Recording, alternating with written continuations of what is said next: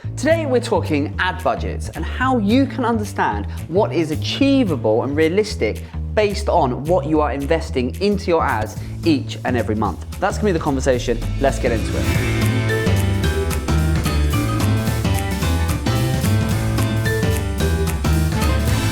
Right, Darren, here we are back for yet another T Talk. Yep. We've just, as I was prepping for this, you were just going off on a right old tangent about socks. We were talking beanies. Yeah, we're talking jumpers. Getting dressed in the dark. Yeah, don't do it. Oh, see, the You'll conversation end up with before this we press play. It's terrible. The conversation before we press play is raucous. No, it was after we pressed play. Was it? Oh, well, we recorded the whole thing. Ah, well, there you go. Put it as a bonus episode. Right. So I want to talk today. I want to talk about budgets, sure. Ad budgets.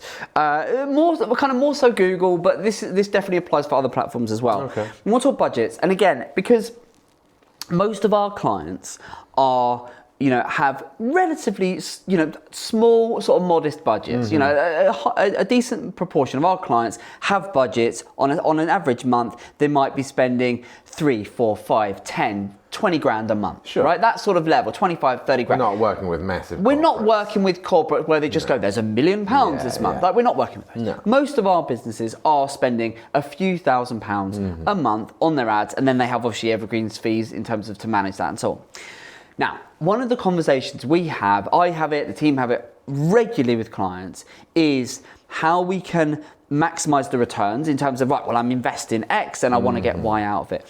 And a recurring conversation that we have and a recurring education piece we have to do for a lot of our clients is getting them to understand that you provide a level of investment. Let's keep it simple. Let's say £3,000 a month, sure. Right? Just keep the numbers really simple, because £3,000 a month is basically £100 a day. Okay. 30 days, that makes right? sense. It's nice and simple, yeah? So let's say if you're a small business and you're investing, say, £3,000 into your ads, you're obviously going to want to get the best, whether you're lead generation or whether you're sales, you're going to want to maximize that return. And so I'll give you a scenario, because every client comes to us and they say, right, we want to maximize the returns, and we work with them to understand, well, what have you been doing? The 3 Ps, the past, the present, the plan. Nice. It's always about that. So we work with them to understand that, and then we get in and we optimize their accounts and we do the audits and the research and we come up with a strategy and all of that good stuff, right? To basically ensure that they can maximize their account. Now, let's assume you've done all of that. Let's assume anyone watching this, you're working with an agency, you're doing it in-house, whatever, you're running your ads, and you're going to get to a point where you can see with a bit of regularity, you can see you've covered all the bases, and you can see, well, we're investing 3K into our ads, and we can see we're getting X amount of sales or leads or whatever it is you're after, right?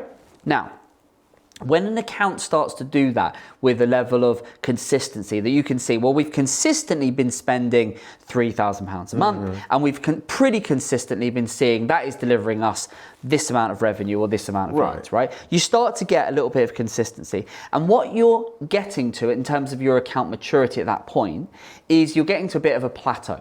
Sure. And we typically get to that point at about 6 months. Okay. As a general rule of thumb, some it's a little bit earlier, some it's a little bit later, but generally, within about 6 months working with a client, we have maximized that budget. We've kind of squeezed every drop out of that budget. Yeah. The account's well optimized, it's very targeted, it's highly focused on the goals or the goals that they're trying to achieve, and we have leveraged it. Think of it like we've squeezed every drop, right? Yeah.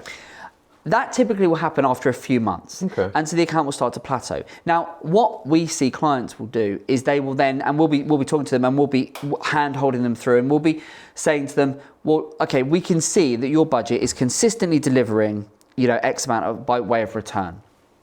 So then what you get into is you've kind of reached that plateau, at say 6 months. So, and I think what's really important is for businesses to understand that you are going to reach that plateau, and there's a few reasons why you're going to get to that point.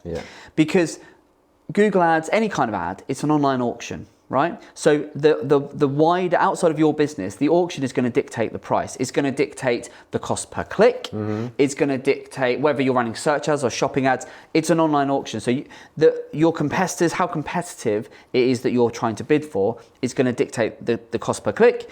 That in turn is going to dictate the reach they're able to get. Mm-hmm. That is then in turn ultimately going to dictate the cost per acquisition. So the cost per lead the cost per sale, the cost per whatever it might be.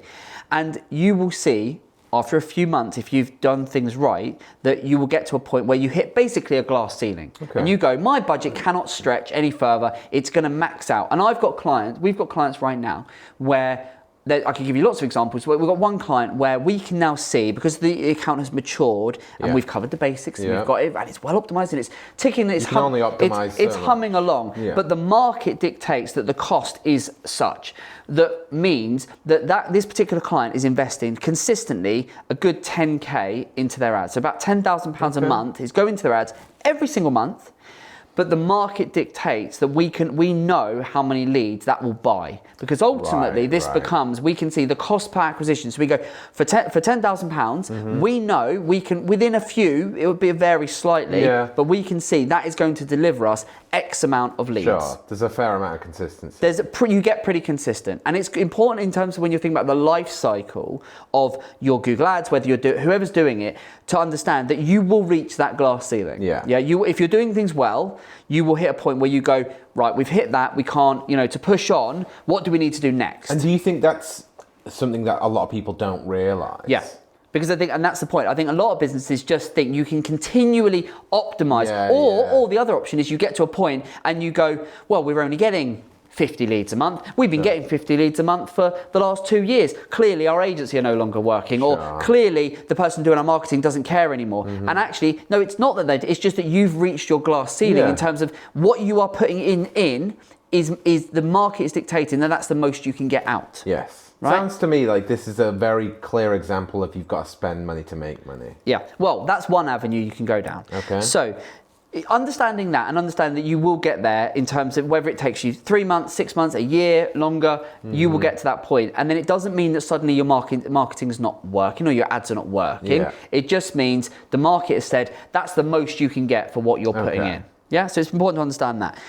So then the question becomes, well, what do you do next? So we've got a client that is saying, right, £10,000, we know now what we can get for that. We know it. It's pretty much works like clockwork. We can say their cost per lead is X. And we can go, that's fine.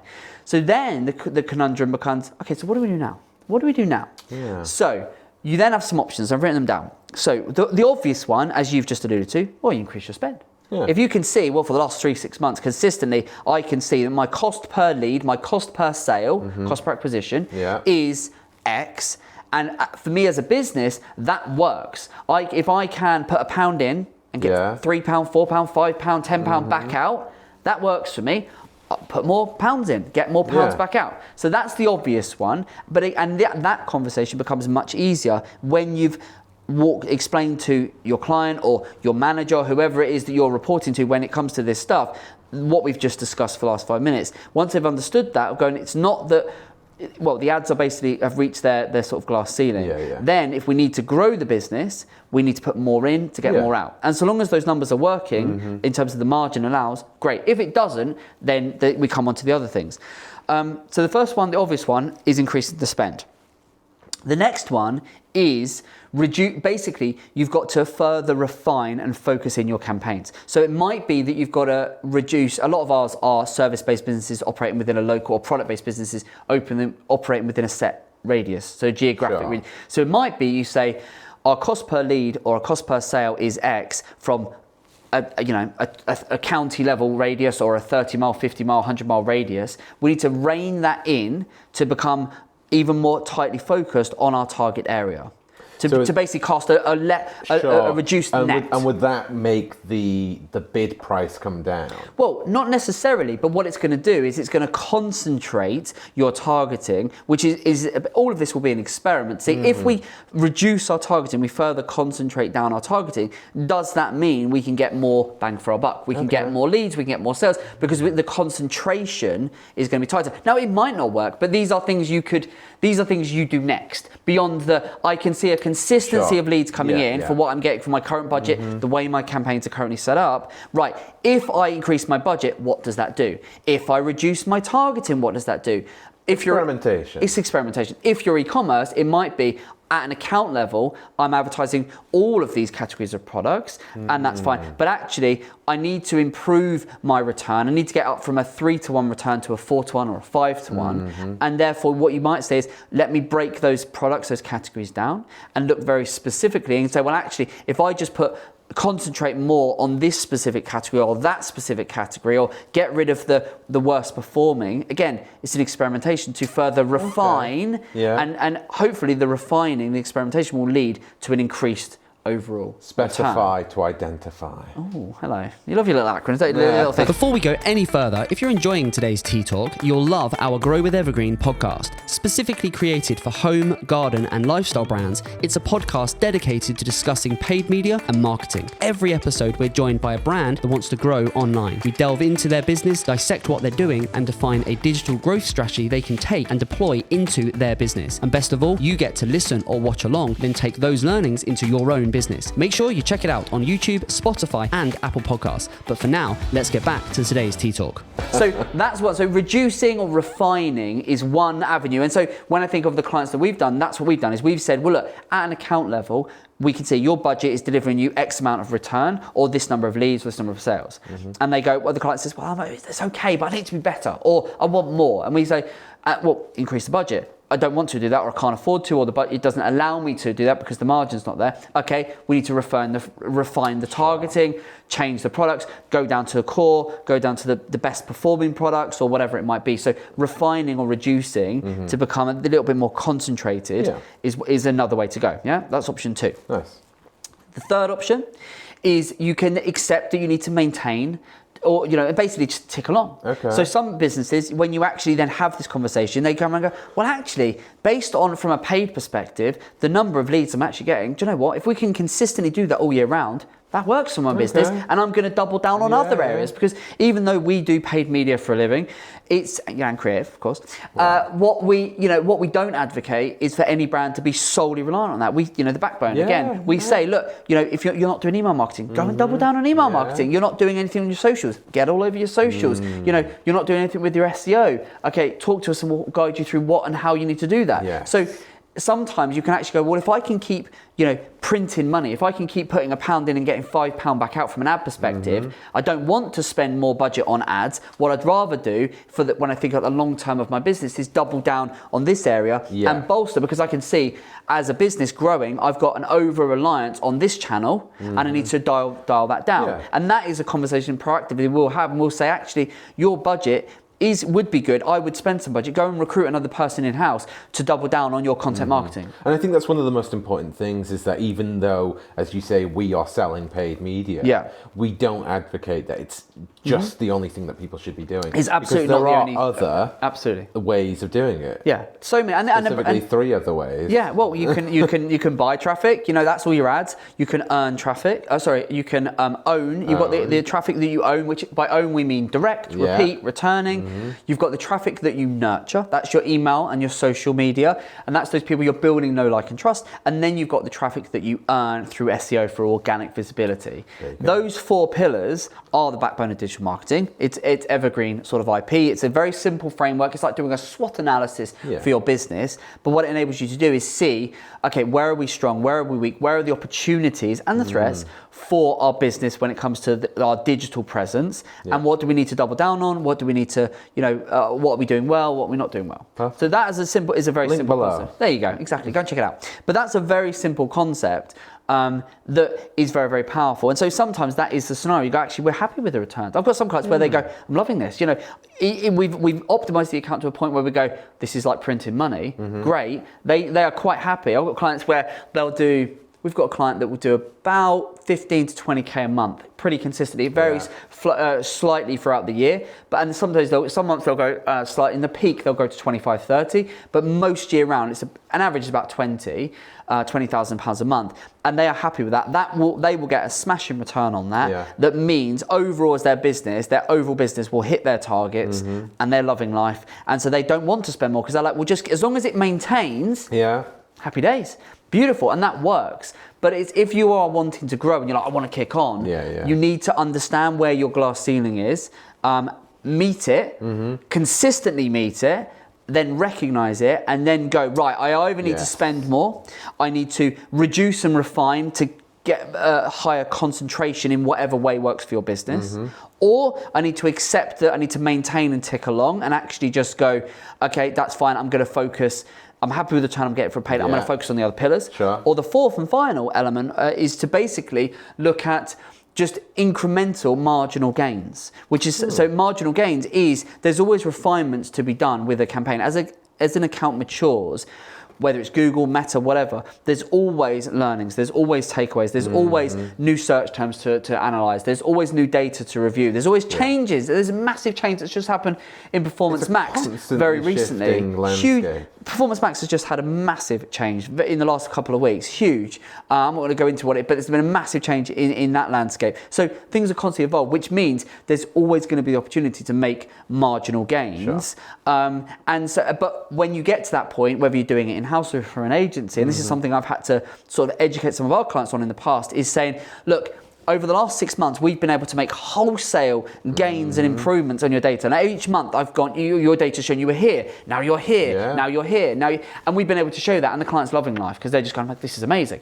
You get to a point where those gains start to plateau. They start to level off because no one can maintain the quantum leaps you're making in those first few months, because you get to the point where it becomes about marginal gains. And so it's understanding that and going, okay, we've made the wholesale gains, now we're moving into the marginal gains. And so it's one of those, there's 4 scenarios there, and each one of them is going to be a case-by-case basis, but recognizing and being mindful of, I want to maximize the budget to know that I've squeezed every drop I can out of it. And then once you reach that point, doing one of those 4 things is going to enable you to make better decisions about how you're going to grow your business with not having over-reliance and the role that paid media can play. Wow. Useful? Very. There you go. Well, look, hopefully that's given you food for thought in terms of, you know, how you can get the most from your budget and so on. Let us know what you think in the comments below. Have we got anything we want to plug on this episode? What have we not plugged? Well, I don't think we've plugged our Uncuts a lot. Oh, Uncut. Okay, so Uncut. I've done enough rabbiting. You talk about it. Well, check out our Uncut series, Evergreen Uncut, where we go deep behind the scenes into the agency. We take the camera everywhere we go with us. We are currently working on a few episodes where we've done some creative shoots. Yes, we have. By the time this comes out, I think that episode will be live. Yes. So go and check that out. Me and Aaron travel across the country. Again, as we do all the time. Yeah. And it's a real deep dive into what agency life is like.